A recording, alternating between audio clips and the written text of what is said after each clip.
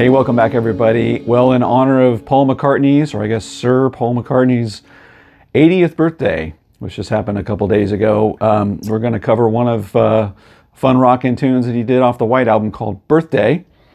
And we'll go through all the guitar parts between Paul's part and John's. I know this was a largely Paul song. And even talk a little bit about the great bass playing that George Harrison played on this song. All right. Hey, if you haven't already, I really appreciate it if you can go right down here and click subscribe and ring the bell. It lets you know every single time I drop new content, which I do every week. And all my videos, by the way, all have jump links in them.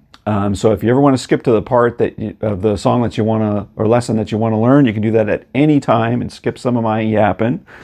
And if you're looking for additional ways to support the channel, I really do appreciate that. Right below there, you can see Super Thanks, which allows you to throw me a tip, I guess.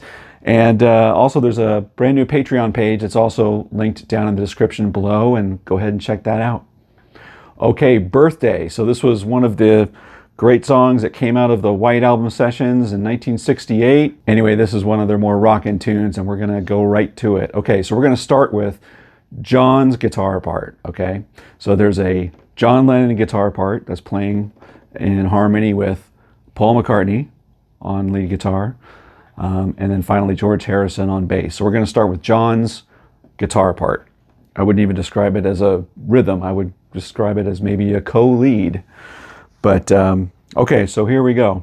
First, getting your tone. So John, I believe, plays his Epiphone Casino on this tune, and I've got it set on the bridge pickup, and I've got everything open wide. I have a little bit of overdrive on this, but really not a lot. It's if you listen to the recording, the isolated track recording, it's very clean. But he was running right into his amp, whatever it is, and he's playing a basically a little figure that's off of the major scale. So again, this is an A, and I'm going to play it up here where I hear little slides and things that he does. So that's the reason I'm playing it in this position. So here's what he's playing.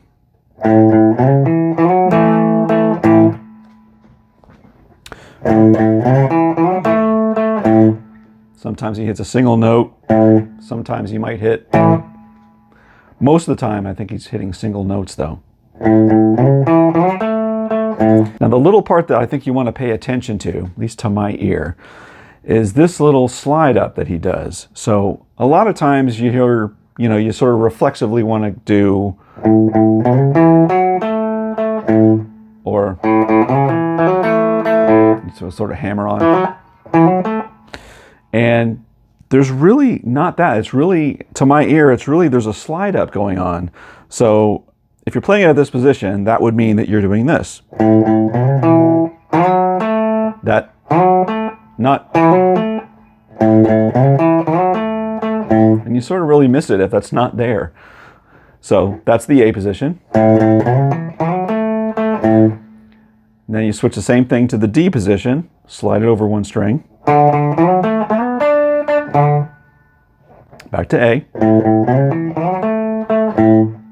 And E down here and open.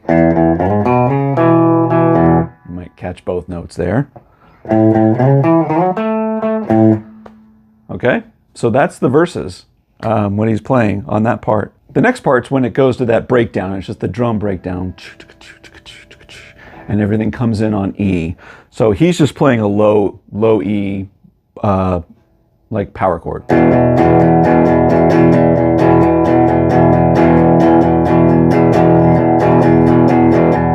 The other guitar's handling the high, that thing. If you both sort of play that, it just sort of steps on each other, so that's why they're doing something different. All right, and then the next part where it goes to a C, Birthday, right, during that section, he's playing what, I don't know which played it first. There's a keyboard, like a piano part that's going da da da da da da da da, C to G. He's mimicking that. So either he did that and the piano mimicked him, or vice versa, but he's playing this.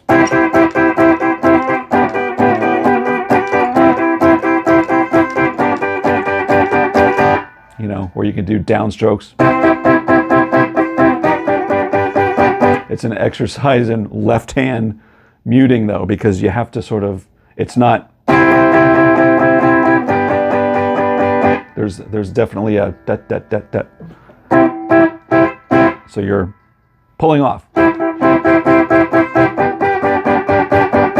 Like that. All right, and then it goes to the E. And back to the verse section. So the only other part is the that other instrumental guitar breakdown now, where the lead guitar is doing, right? So John's playing the lower octave, same thing.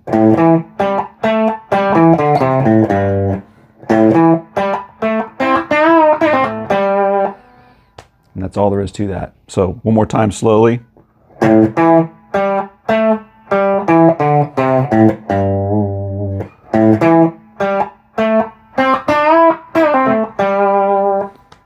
Or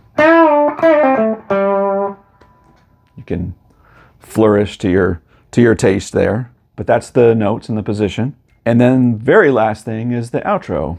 You know, when it runs through the last verse and it does a, right? So he's playing it much more straight and he's just doing it.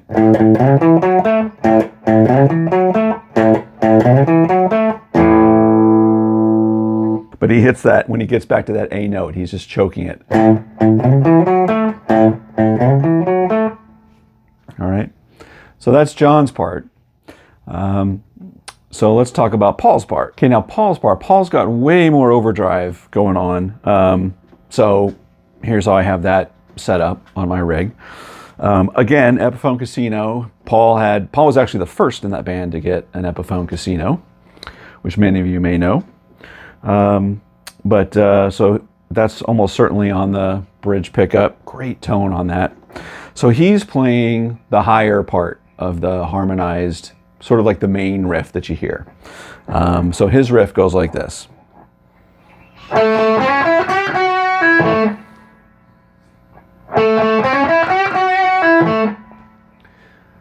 Same position. From there on 5th fret, you're going to go up to your D position. Same exact thing. Back to A. And then on E, you're going to go up to your 12th fret, that E position.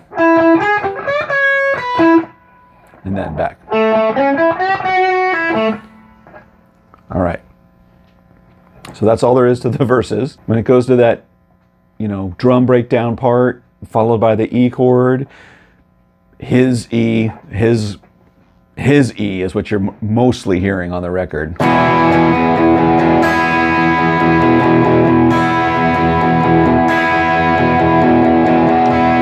Right. So he's not, I'm sort of staying away from the G string note, the major third, and I'm just sort of maybe a little muting that, and I'm really just focusing on the low 2 and the high 2.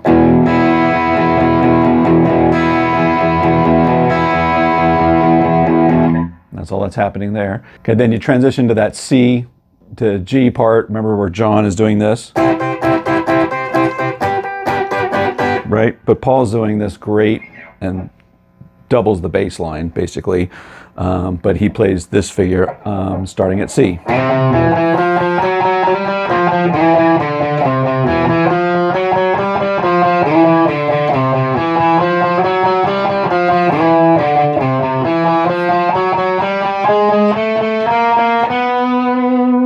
Just keeps climbing all the way up to there and finishes it off with a,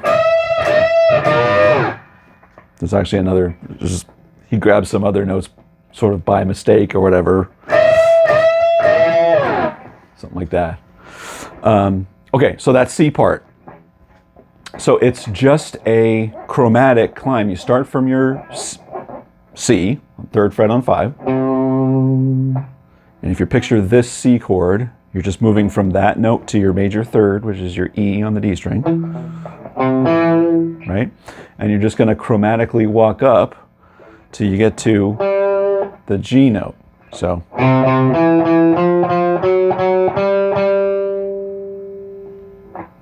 come on down to the 3rd fret.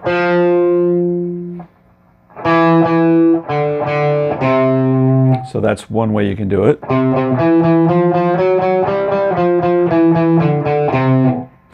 But I hear a little slide thing going on, so this is how I think he's actually playing it.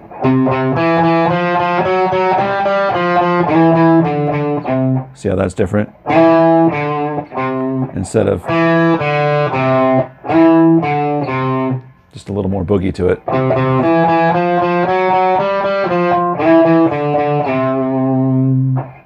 All right. And then repeat that. On the last time, you're going to keep going chromatically all the way up till you get to a B note on your D string.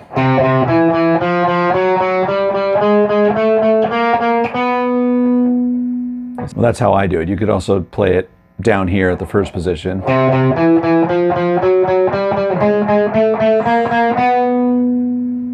Which would be less hand movement. But I'm in the habit of climbing all the way up.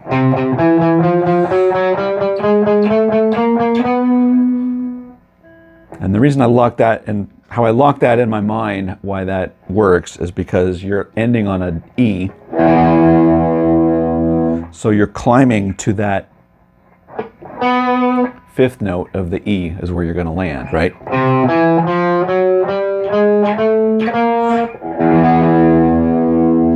So that's the little mental note of how because when I was first learning it, I was like, where's he going with all of this? And why does he go there? And once I locked that in my head, that made sense. All right, so the only other part is the outro. And the outro is...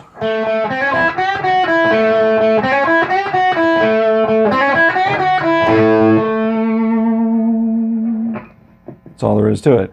Now on the record, he does that where he's very clearly landing on single notes. He lands on that A. So that's how he closes it out. But on the record, you can hear the right? So how you can sort of mimic that live on your guitar when you just hit an A chord.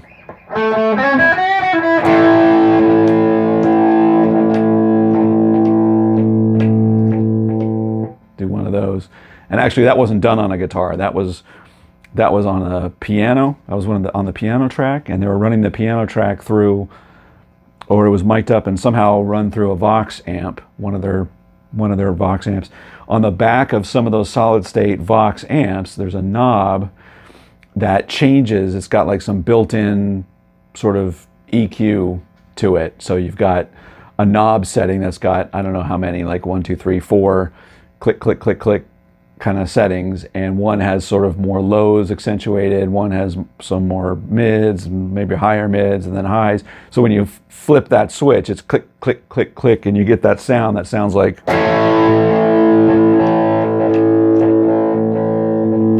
But it's actually on the piano track. But if you're playing live, that's what you do. Now, playing bass on the song is actually not Paul McCartney, it's George Harrison. And George is playing the Fender Bass 6, which they had in the studio, and there's a picture of that. And if you're not familiar with what the Bass 6 is, it's a 6-string, Fender made a 6-string bass. It's basically a standard tuned guitar, if you want to think about that, tuned down an octave, or maybe 2, I'm not sure, but it's got all 6 strings instead of just the top 4, which I've got here, but it'll serve our purposes for what he's playing. Okay, so what he's doing is very repetitive on his part, but it sounds cool, right? It totally fits with the song. So he's muting the string with his right hand. He's using a pick, and he's just playing repetitive pieces. But here's his riff that he's playing.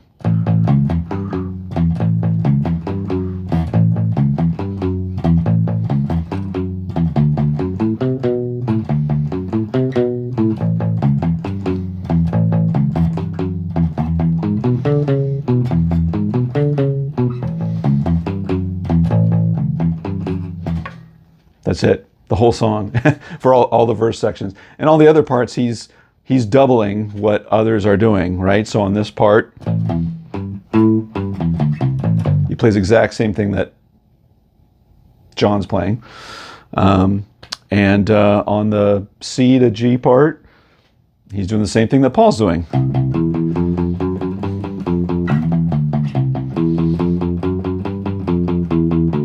I don't think he's doing the slide. I think on the bass it climbs up and climbs down.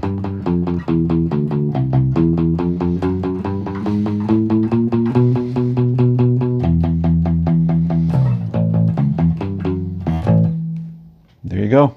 All right, well, that's all the parts to birthday, and we'll say a very happy birthday to Sir Paul McCartney, who just turned 80. Good Lord. And thank you, Paul, for all that you've done in writing this song and all the musical contributions that you've made in your life. And you've been a huge inspiration to me, so thank you. Hey, everybody, did you like what you saw today? So if you did, please go down and click subscribe and ring the bell. It'll let you know every time I'm dropping a new piece of content, which I do every week. And let me know in the comments what you think of this lesson, and if there's another song you want me to take on and do similar to this, let me know. And until next week, take care, everybody.